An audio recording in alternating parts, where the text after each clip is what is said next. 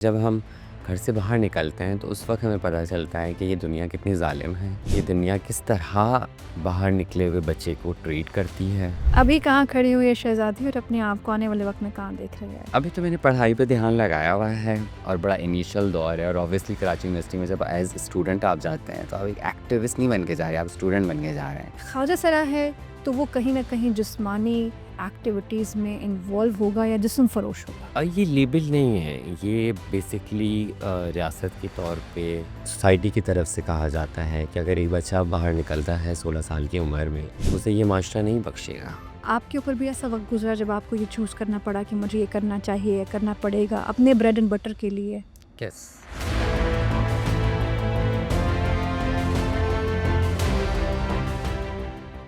अस्सलाम वालेकुम, एक नए पॉडकास्ट के साथ मैं हूँ राफ़िया अवान।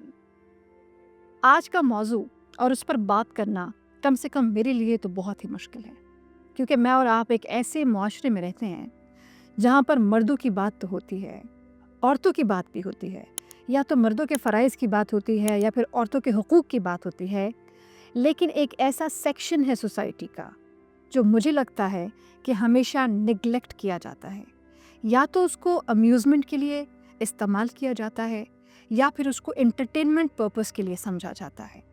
कभी उन्हें इंसान नहीं समझा जाता, कभी उन्हें अपने साथ का काउंटर पार्ट नहीं समझा जाता, कभी ये नहीं समझा जाता कि अगर इन्हें भी इक्वल मौक़े, इक्वल एम्प्लॉयमेंट अपॉर्चुनिटी दी जाए तो ये भी तमाम तर हदें पार कर सकते हैं कि जैसे कि आप मर्दों ने या मुझ जैसी औरतों ने अपने करियर प्रोफेशनल्स बनाए हैं। मैं बात कर रही हूँ हमारी ख्वाजा सरा कम्युनिटी की, कि जो कि रोज़े अव्वल से ना सिर्फ निगलेक्टेड हैं, बल्कि जब भी ख्वाजा सराओं ने बाहर आने की बात की, कुछ करने की बात की, तालीम की बात की या फिर अपने इक्वल रोल की बात की, तो उनको डिस्करेज किया गया, उनको इंसल्ट किया गया। फिर हमारी आंखों ने ये मनाजिर भी देखे कि ख्वाजा सराओं ने कभी पार्लियामेंट के बाहर तो कभी सूबाई असम्बलियों के बाहर एहतजाज किए, लेकिन कोई सुनवाई नहीं हुई। फिर हमने ये भी देखा कि उनके लिए कोटे पर बात हुई कि उनके लिए कोई कोटा मुख्तस किया जाए, और फिर नादरा में कोई एक आध एम्प्लॉय रखा भी गया। लेकिन उसके बाद क्या हुआ और बाकी लोगों को क्या हुआ और उन लोगों का क्या हुआ जो कि सिर्फ़ और सिर्फ जिस्म फ़रोशी में मुब्तला रहे और फिर कत्ल कर दिए गए। ये और इन जैसे बहुत सारे हक़ाइक़ पर आज के इस पॉडकास्ट पर बात होगी। मेरे साथ एक ऐसी ख्वाजा सराब मौजूद हैं जो कि ना सिर्फ तालीम याफ्ता हैं, बल्कि उन्होंने अपनी नॉलेज, अपनी एक्सपर्टीज़ से पूरी दुनिया को ये साबित किया है कि उनको आपके मर्दों के और मेरे ख़वातीन के अप्रूवल की ज़रूरत नहीं है। वो चाहें तो काम कर भी सकते हैं और आगे भी बढ़ सकते हैं। सिर्फ़ और सिर्फ ज़रूरत इस अमर की है कि हमारे माशरे में जो पॉलिसी मेकर्स हैं, उन्होंने उनके लिए गुंजाइश भी बनानी है, उनके लिए जगह भी बनानी है।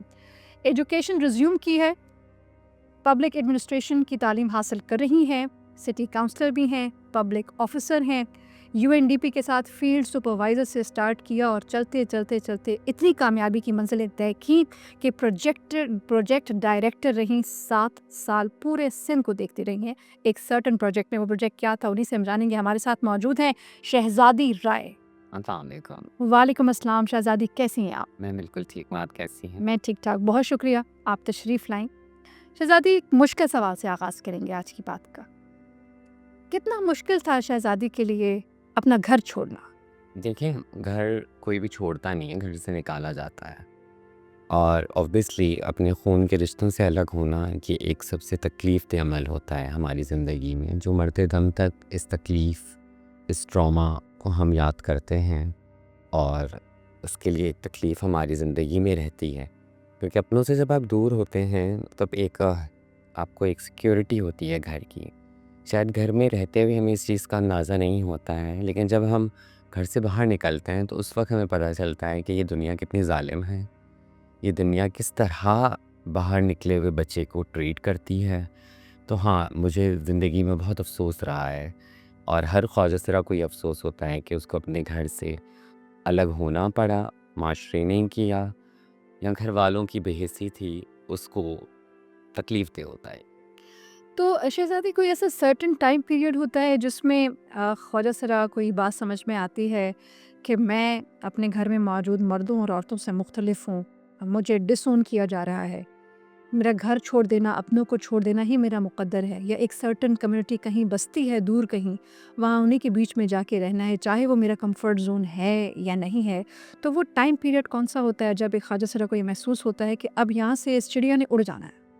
एक 8-9 साल के बच्चे को मालूम हो जाता है कि वो ख्वाजा सरा है, वो ट्रांसजेंडर है, और उसके बाद अब वो उस पे वैरी करता है कि वो कब अपनी ज़िंदगी को अपने हिसाब से जीने का फ़ैसला लेता है, कब वो क्लोज़ेट से बाहर आता है।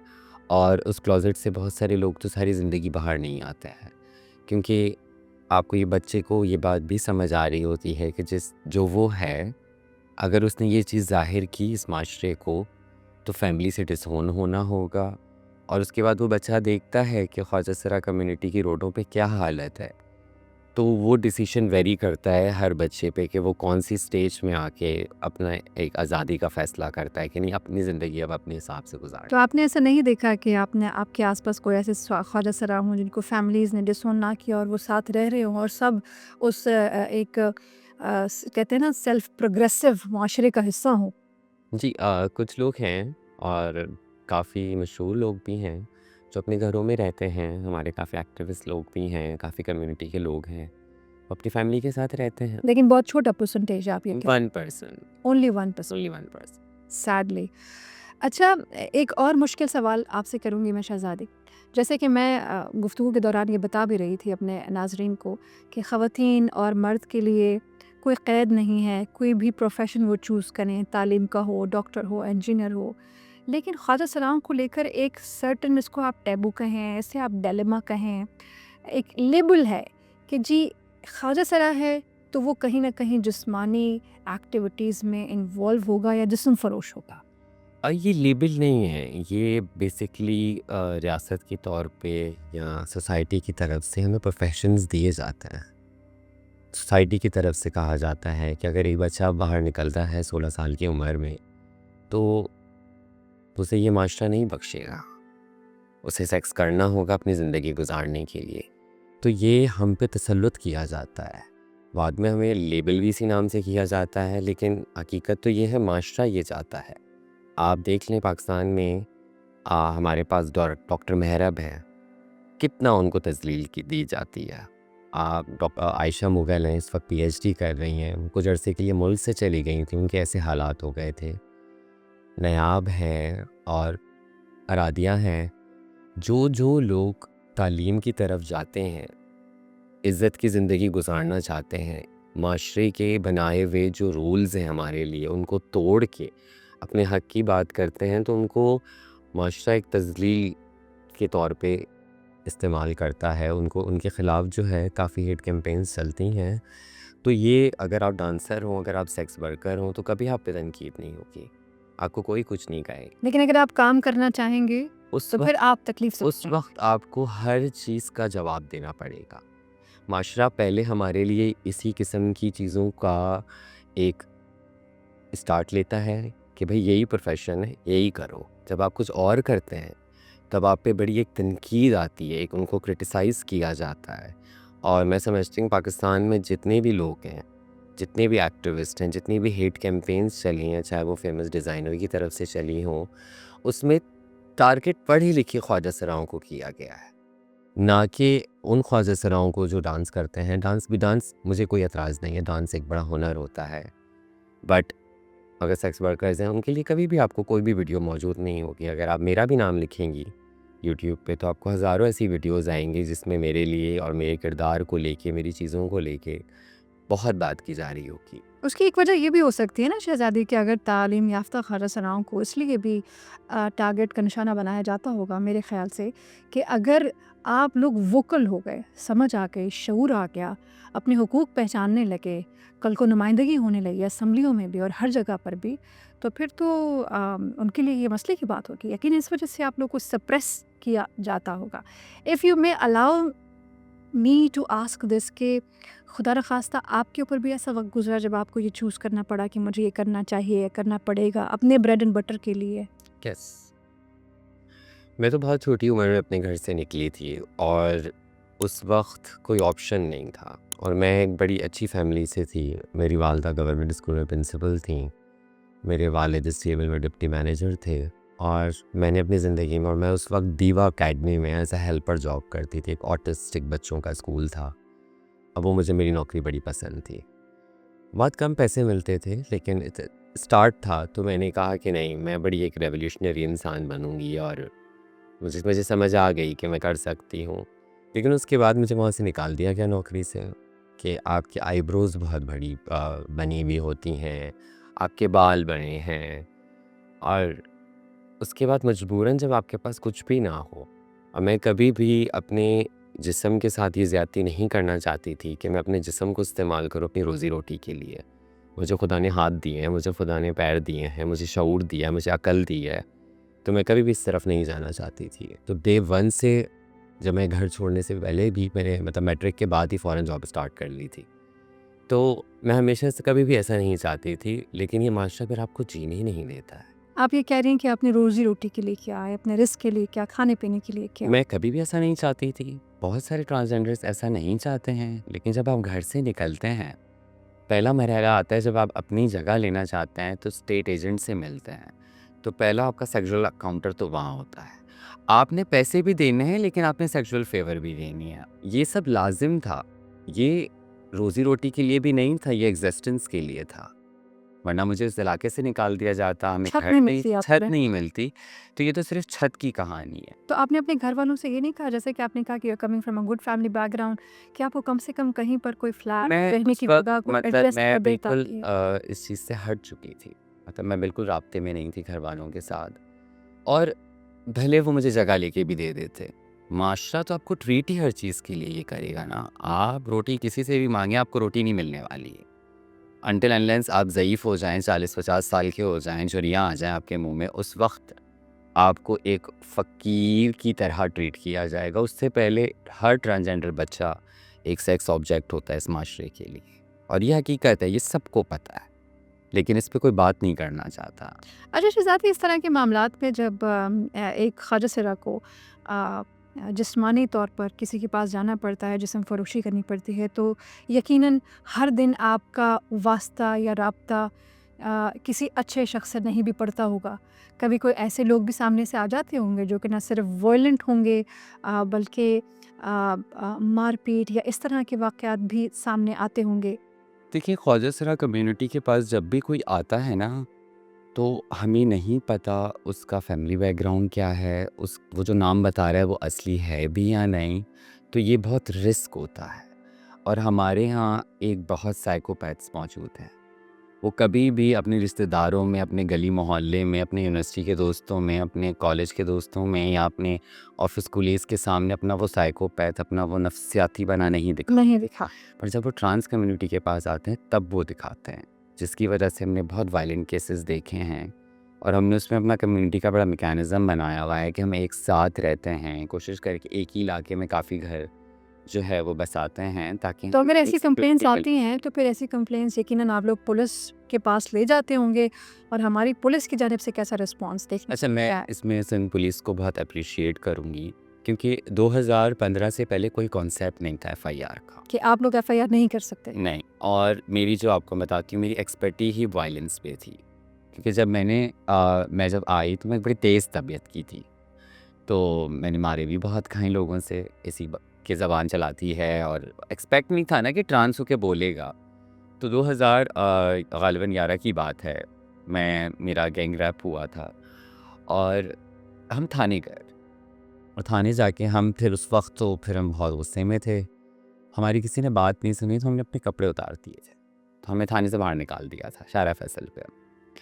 उसके बाद उन्होंने जो है, एक भला इंसान था, उसने मुझे आके बताया कि कमिश्नर ऑफिस जाओ। और मैं थोड़ी पढ़ी लिखी थी, मुझे अंदाज़ा था, नौकरी करती आई थी। फिर हमने कमिश्नर ऑफिस के पास पहली बार एक प्रोटेस्ट किया, जिस पे डिप्टी कमिश्नर फिर हमसे मिले, और वो एक बड़ा एक आइकॉनिक मूवमेंट था कि ख्वाजा सरा कम्युनिटी को अंदर बुलाया गया, और एक हॉल के अंदर बिठा के, मुझे आज तक याद है कि टेबल में जिस तरह इस तरह यहाँ माइक पड़े, उसमें भी छोटे छोटे माइक लगे हुए थे, कॉन्फ्रेंस रूम था ऑब्वियसली।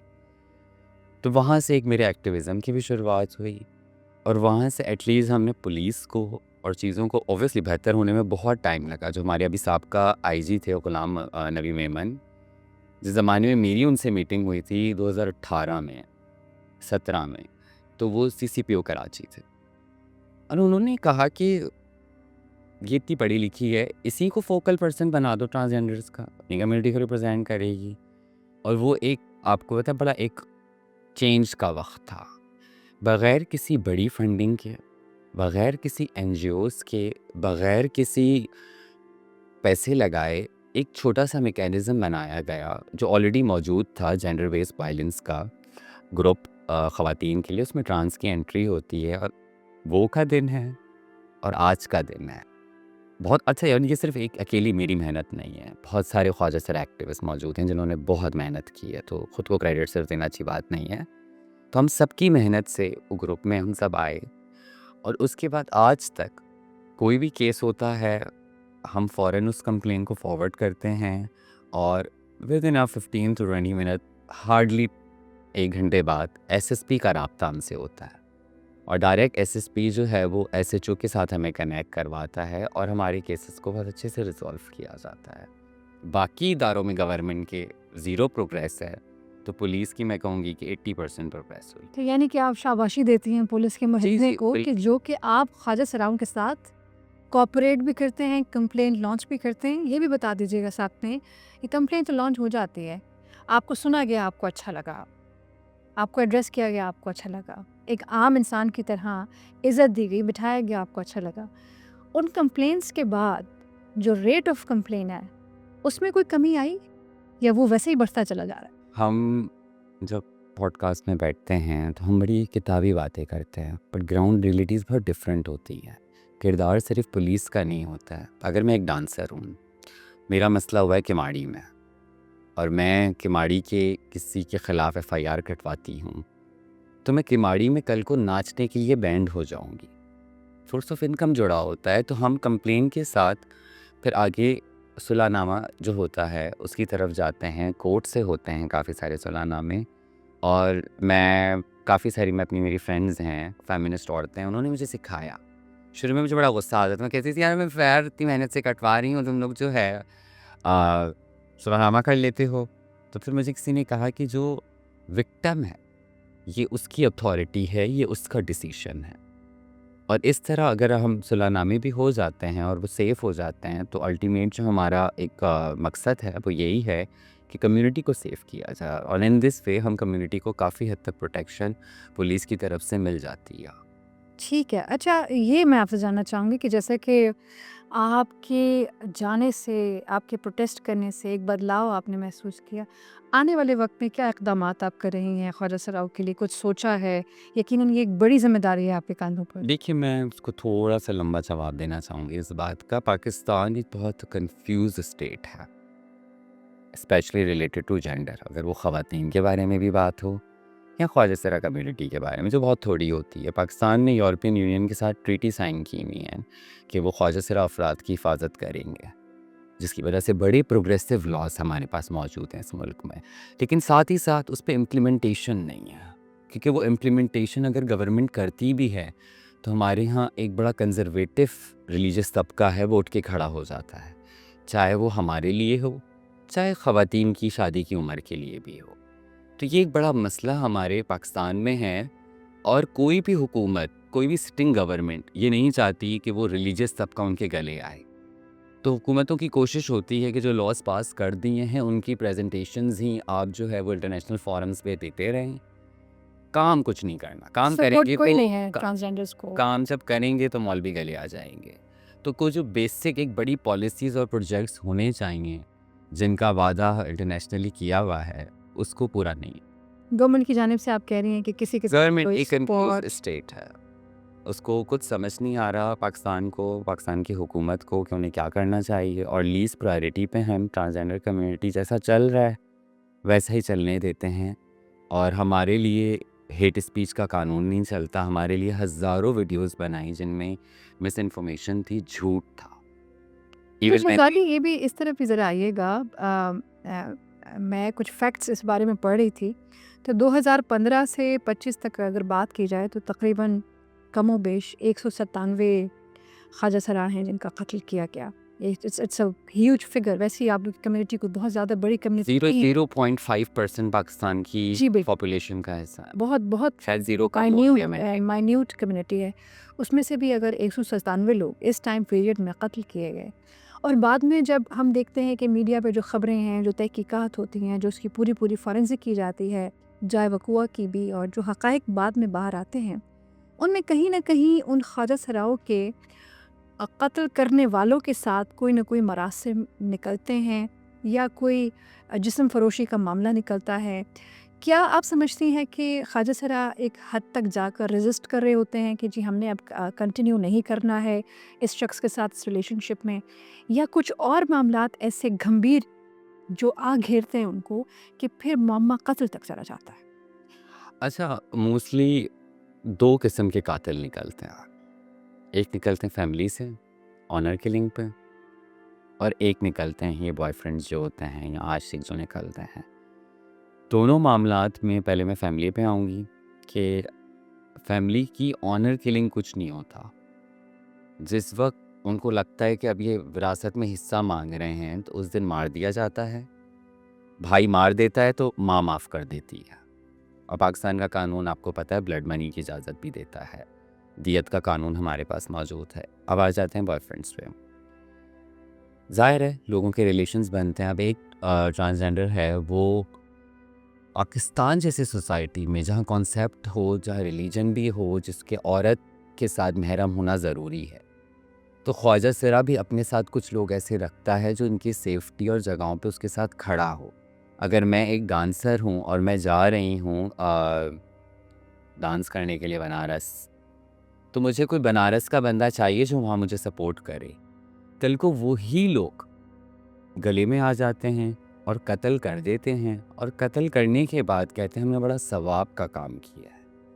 तो ये जो रिलीजन का यूज़ है हमारे कत्ल में, ये बड़ा ख़तरनाक है। सिंध मूरत मार्च पहला सियासी एक मूवमेंट हमने स्टार्ट की सिंध से। उसमें हमने इस चीज़ को डाला कि ये जो ब्लड मनी है, दियत का कानून, ये एटलीस्ट हम पे इम्प्लीमेंटेशन ना हो। बहुत बैकलैश आया हम पे रिलीजियस ग्रुप्स की तरफ से कि अब ये इस्लाम के ख़िलाफ़ हो गए। नहीं, ब्लड मनी का इशू तो आपके कौन नहीं मर रहा। अब इस्लामाबाद में भी कोई जस्टिस साहब थे, उनके बेटे ने मार दिया, पैसे मिल गए। इसी तरह की चीज़ें हमारे साथ भी होती हैं कि पहले हमें लोग कत्ल करते हैं, वही फैमिली वाले हमें जो डिसओन करते हैं, हमारे कत्ल के बाद वो पैसे लेके केस को ख़त्म कर देते हैं। बहुत कम तादाद आपको ये रिकॉर्ड हुई भी है ख्वाजा सिराओं के मरने की, पर पूरे पाकिस्तान में सिर्फ एक ख्वाजा सिरा के कातिल को सज़ा हुई, बस। बाकी सारे केसेस फैमिली निपटा देती है।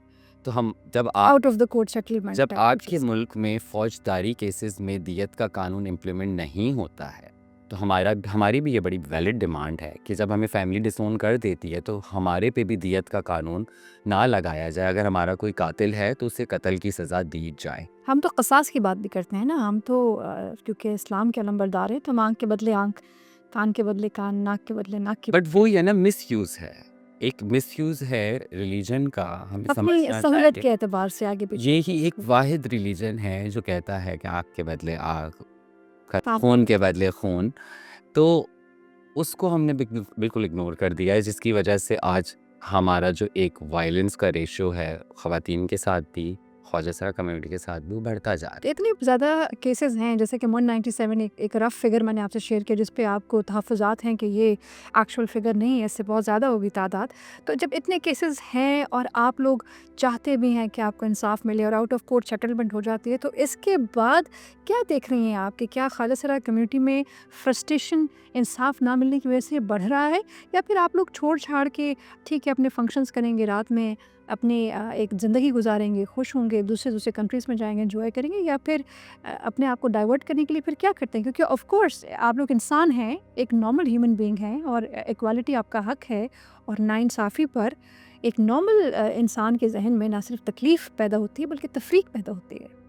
अब बिल्कुल ऐसा ही है। देखिए, कुछ भी हो रहा हो, डांस फंक्शंस नहीं रोक सकते, वो रोज़ी रोटी है।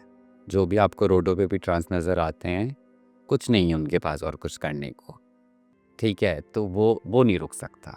आप हमें मारें, आप हमें कत्ल करें, अलबत्ता अगर हुकूमत अच्छी नौकरियां देती है और कोई इस तरह की पॉलिसीज़ लाती है, इम्प्लीमेंटेशन भी जिन पे कर चलिए जो पॉलिसीज़ हैं उन्हीं पे इम्प्लीमेंटेशन हो जाए तो चीज़ें बेहतर होंगी। बट एक मायूसी है, 2018 के बाद एक खुशी हुई थी, बहुत सारे आपको डॉक्टर्स भी फिर नज़र आए, आपको चार्टर्ड अकाउंटेंट, लाहौर में हमारी मानूर हैं, चार्टर्ड अकाउंटेंट हैं। मेरी एक शागिर्द जो यहाँ से पढ़ के लंदन में उन्होंने स्वास सेंट्रल लंदन की यूनिवर्सिटी स्वास में उन्होंने टॉप किया। आप खुद एक एग्जाम्पल हैं, यूएनडीपी के साथ आप बहुत top सारे लोग कर ranking हो। पाए लेकिन सडनली चीज़ें चेंज होती गईं 2022 से पाकिस्तान में बहुत काफ़ी सारे कंपनीज़ थी, आई डोंट नो मुझे यहाँ नाम लेना चाहिए कंपनीज़ का या नहीं। सूरती था, आर्टिस्टिक मिलेनियर था, यूनिलीवर था, एंग्रो था, इन सब ने ख्वाजा कम्युनिटी को जॉब्स दी थी। यूफ़ोन ने ऐड किया था, यूफ़ोन ने जॉब, मैंने भी उस ऐड में काम किया था। तो एक खुशी की लहर थी, रोज़गार के मौके खुले थे सडनली और काफ़ी सारे लोगों ने नौकरियां शुरू की थी। ऑब्वियसली 100% की 100% ने नौकरी शुरू नहीं की थी, पर कुछ तबका जो पढ़ा लिखा था, जो रिस्क हलाल की तरफ जाना चाहता था, तो उन्होंने ये जॉब्स स्टार्ट की। जैसे ही वो हीट कैंपेन शुरू हुई है, आपकी पार्लियामेंट से बातें होना शुरू हुई हैं और मैं इसमें जमात इस्लामी का नाम लूँगी, जिस तरह जमात इस्लामी ने उस हेट कैंपेन को कैरी किया पूरे पाकिस्तान में। और आपको पता है हेट कैंपेन्स मुफ्त में नहीं चलती, आपको उनके लिए बड़ी एक इन्वेस्टमेंट करनी पड़ती है, एक वीडियो पे लाखों रुपए लगाने होते हैं ताकि उसको मिलियंस व्यूज़ आएँ। उन्होंने वो सब किया, उसमें ये सब ने जो है हटा दिया, क्योंकि कॉर्पोरेट सेक्टर कभी भी आपको नौकरी अपने बेनिफिट के लिए देगा, आपके लिए नहीं देगा, बिजनेस है वो। और इसमें हमें कोई एतराज़ नहीं है कि ये रियासत का काम था इस चीज़ को कंट्रोल करना। इस वक्त कोई नौकरी नहीं कर रहा, काफ़ी सारे लोग सवाल करते हैं, गुलशन में लोग खड़े होते हैं, बदर कमर्शियल में लोग खड़े होते हैं, तो उसके अलावा करें क्या? तो ख्वाजा सरा एक्ट कुछ नहीं कर पाया, वो सिर्फ पेपर पे है आपके नज़दीक। आप उस वीडियोस की बात करें, बहुत अच्छा काम हुआ उस पर, बट जैसे ही उस तबके ने दीन इस्लाम को इस्तेमाल करते हुए हम पे अटैक किया, तो बहुत सारे ख्वाजा सराओं की जो सारी मैंने कंपनीज़ नहीं रिकॉर्ड पे हैं, इन सब ने निकाल दिया ख्वाजा सराओं को। तो वो ख्वाजा सरा जो निकले वो क्या करें अब? ऑब्वियसली वो सेक्स वर्क ही करेंगे और क्या करेंगे। अच्छा शहज़ादी, एक सेंसिटिव क्वेश्चन मैं काफ़ी देर से सोच रही थी कि आपसे पूछा जाए या नहीं पूछा जाए। हम इस पे तयन भी कर लेंगे कि आप कंफर्टेबल हैं इस पे बात करने के लिए या नहीं।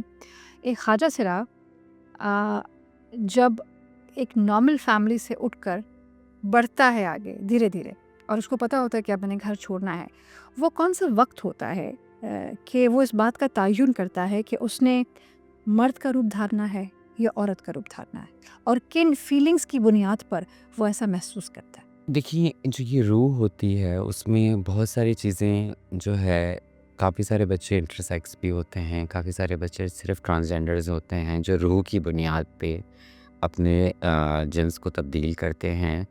बहुत सारे लोग ऐसे होते हैं जो इंटरसेक्स होके भी अपनी आवाज़ नहीं निकालते। अब ये डिपेंड करता है, वेरी करता है हर फैमिलीज़ पे कि क्लोज़ेट से कब कम आउट करना है। मैं हमेशा सारी ज़िंदगी में क्लोज़ेट रहना, और इसमें सबसे ज़्यादा मुझे ऐसा लगता है कि फाइनेंसेस भी रिलेटेड है।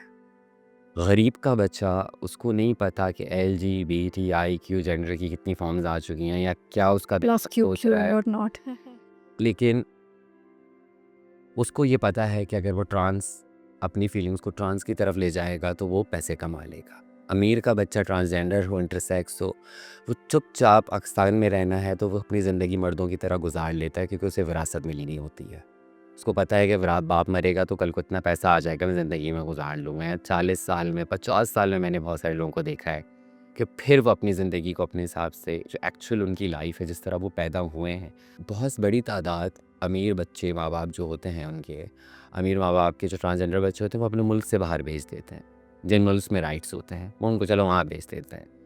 पिस्ता यहाँ पे पाकिस्तान में सिर्फ गरीब का बच्चा ही है। आप ये कह रहे हैं कि अगर कोई ख्वाजा सरा रूह दीगर भी रखता हो, लेकिन चूंकि मौके ना होने की वजह से उसके पास कोई ऑप्शन नहीं रहता, तो वो ख़वातीन वाली रूह लेने पर ही मजबूर होता है। मैंने ये समझा है आपकी बात से, हाँ, वैसे ही? ऐसा है।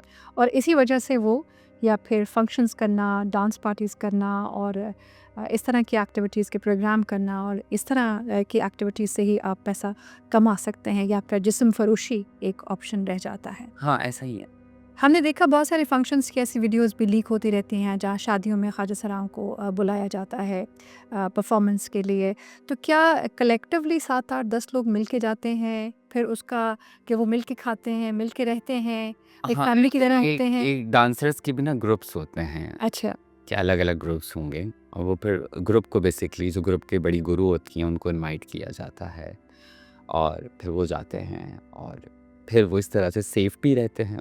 फिर जब आप मैदान में जाते हैं ना तो मैदान मैदान मीन्स डांस फंक्शन, तो हमारी ज़बान में मैदान कहते हैं। जब आप मैदान में चले गए ना, फिर किसने कहाँ हाथ लगाया, किसने बाल खींचे, किसने क्या किया, ये फिर आप कंप्लेन का कोई मैकेनिज़्म नहीं। एक छोटा सा सवाल बीच में जब आप बात कर रही थी रह गया था। जब आप बात कर रही थी कि हिरासा किया जाता है ख्वाजा सराओं को, तो असर और रसूख रखने वाली शख्सियात की जानिब से भी किसी किस्म के प्रेशर झेलने पड़े शहज़ादी को कभी? अच्छा, इनिशियली 2015 से पहले चीज़ें मुख्तलिफ थी। बिल्कुल वो सारे हमें चीज़ें प्रेशर मिले। तो मेरा पर्सनली मेरे साथ कोई ऐसी बात नहीं कर पाता और मुझे लगता है कि वो डरते हैं मुझसे। ये नहीं कह रही वो बहुत अच्छे लोग हैं, पर मुझे लगता है कि खौफ है क्योंकि मैं कॉल आउट बहुत ओपनली करती। अगर आपने मेरे साथ गलत किया, अगर आपने मुझे गलत मैसेज भी किया तो मैं उस पे रिएक्ट करती हूँ। क्यों? अपने हक के लिए मैं आवाज़ उठाती हूँ। तो मुझे नहीं लगता कि कोई ये जो पावरफुल शख्सियत हैं वो कभी मुझे हरासा करती हैं। अभी कहाँ खड़ी हुई है शहज़ादी और अपने आप को आने वाले वक्त में कहाँ देख रही है? क्या करना चाहती हैं आप? अभी तो मैंने पढ़ाई पे ध्यान लगाया हुआ है और समझे 15 साल पीछे गई भी हूँ और बड़ा इनिशियल दौर है। और ऑब्वियसली कराची यूनिवर्सिटी में जब एज स्टूडेंट आप जाते हैं तो आप एक एक्टिविस्ट नहीं बन के जा रहे, आप स्टूडेंट बन के जा रहे हैं। आपने एक एक घंटा भी सर का इंतज़ार करना और उफ नहीं करना।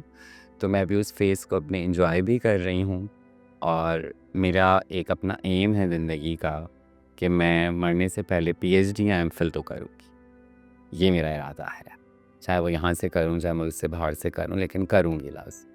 तो आजकल मेरी ज़िंदगी में ये है और मैंने कई जगहों पे सीवी भी दी है नाइस। और मैं चाह रही हूँ कि मैं साथ में जॉब भी स्टार्ट करूँ क्योंकि यूएन के हालात तो बहुत बुरे हो गए हैं। तो अब हम पर और भी बहुत से इंटरनेशनल प्रोजेक्ट्स ऐसे हैं जी, जो उनमें मैं ऑलरेडी काम उनमें पार्ट टाइम तो कर रही हूँ, but I really want 9 to 5 6 job ना। प्रॉपर एक मसरूफ प्रॉपर होके प्रॉपर ऑफ एक के वक्त जॉब हो। और हाँ, मुझे लगता है कि मसरूफ़ होके आप बहुत सारी ज़िंदगी की चीज़ों से बच जाओ। रिफ्रेन हो जाता, दूर हो जाता। अब अभी रमज़ान में मुझे नहीं आदत कि मैं फ़ारिग बैठूँ और रमज़ान में क्योंकि हमारी ऑनलाइन क्लासेस हो रही हैं, तो मुझे मुझे मैं बहुत वो हो रही हूँ कि बस अब कहीं नौकरी मिले अच्छी। और मेरी बात चल रही है सिंध गवर्नमेंट के साथ कि आप कोशिश करें और क्योंकि मुझे पॉलिसीज़ का पता है, मुझे लॉज़ का पता है।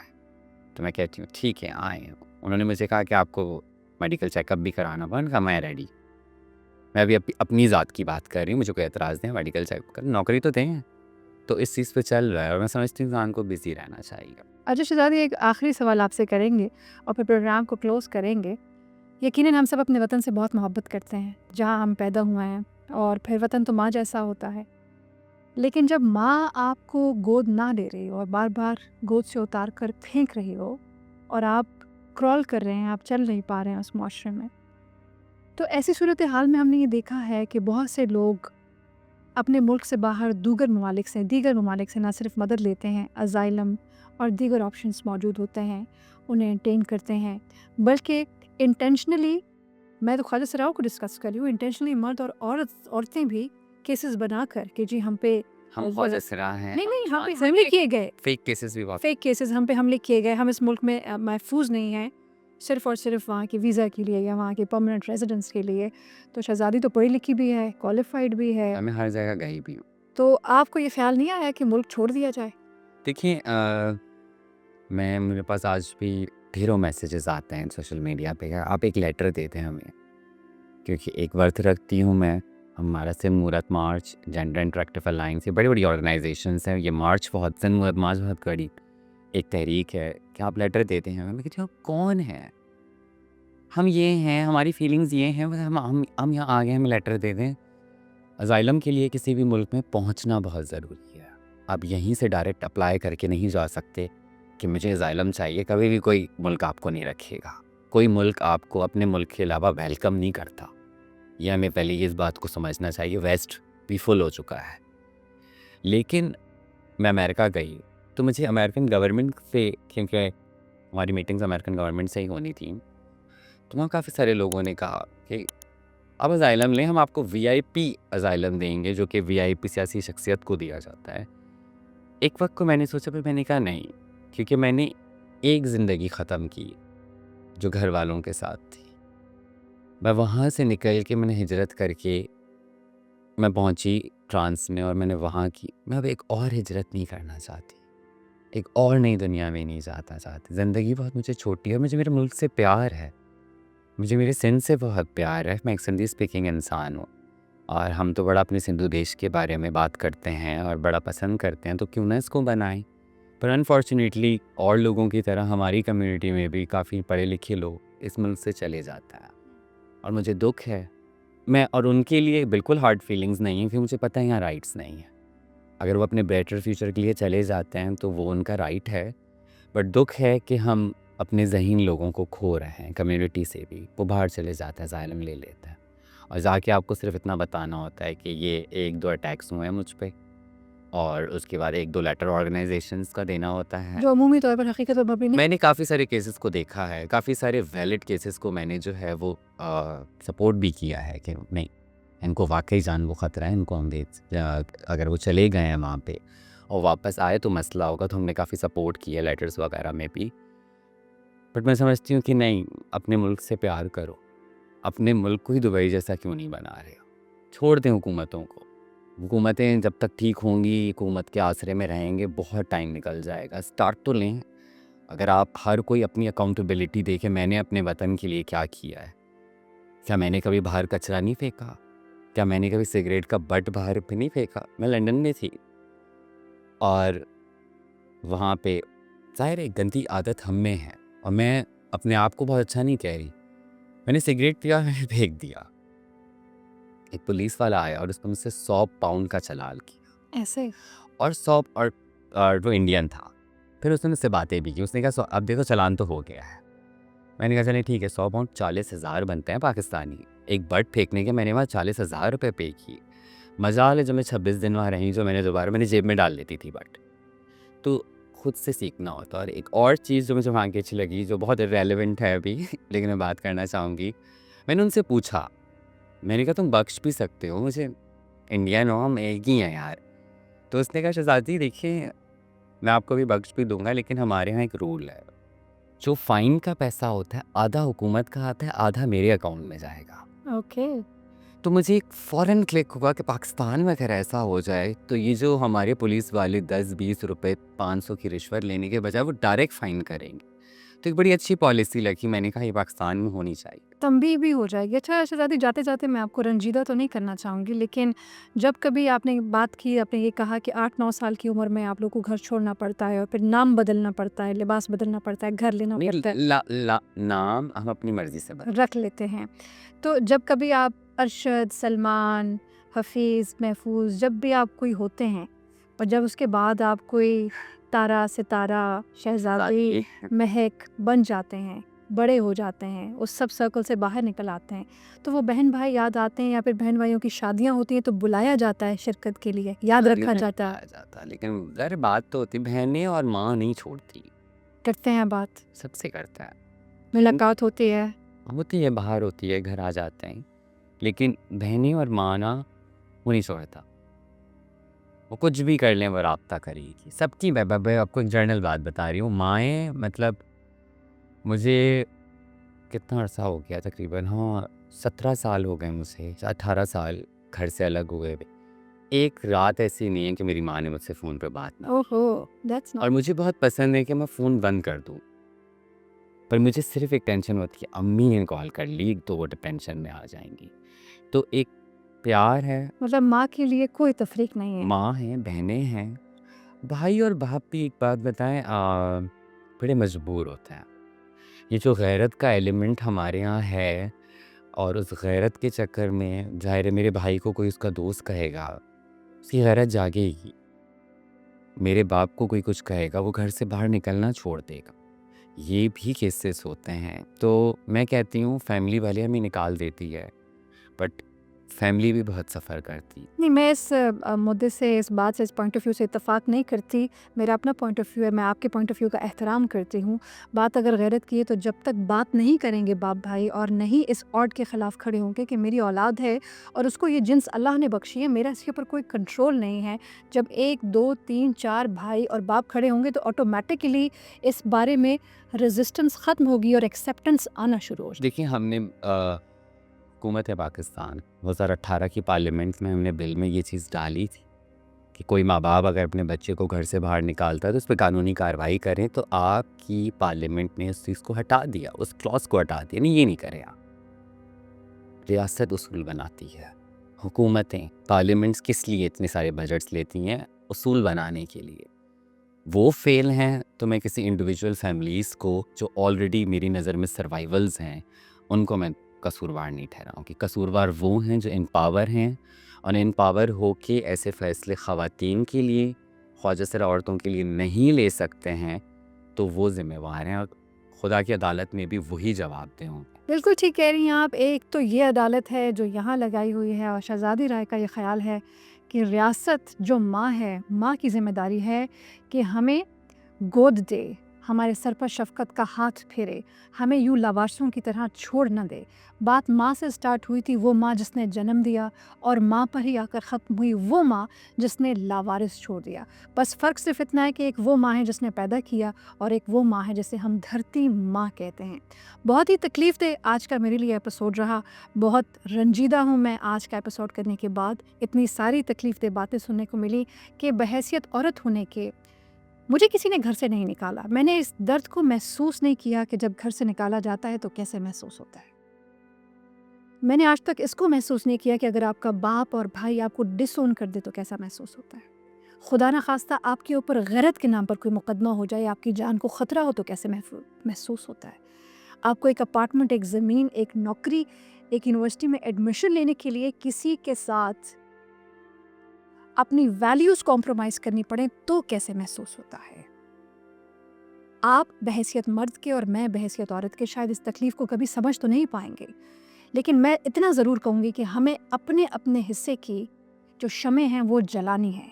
क्योंकि अगर सिर्फ ख्वाजा सराओं के पार्ट पर देखा जाए तो मेरा कातिल ही मेरा मुनसिफ है, क्या मेरे हक़ में फ़ैसला होगा। हम ही बैठे हुए हैं ना, पार्लियामान में भी आप और मैं बैठे हुए हैं, सूबाई असम्बलियों में भी आप और मैं बैठे हुए हैं। तो हमने मिलकर इस सोच को न सिर्फ बदलना है बल्कि ख्वाजा सराओं को स्पेस देना है ताकि वो तालीम हासिल कर सकें, ताकि वो भी हमारे साथ इक्वल एम्प्लॉयमेंट अपॉर्चुनिटी का न सिर्फ नारा लगाएं बल्कि महीने के आखिर में उनके भी बैंक अकाउंट में एक इज़्ज़तदार मुआवजा तनख्वाह की सूरत में उनको मिले। आज के एपिसोड से राफ़िया अवान को दीजिए इजाज़त। अगले एपिसोड में इंशाल्लाह फिर एक नई मुद्दे पर बात करेंगे। अल्लाह हाफ़िज़।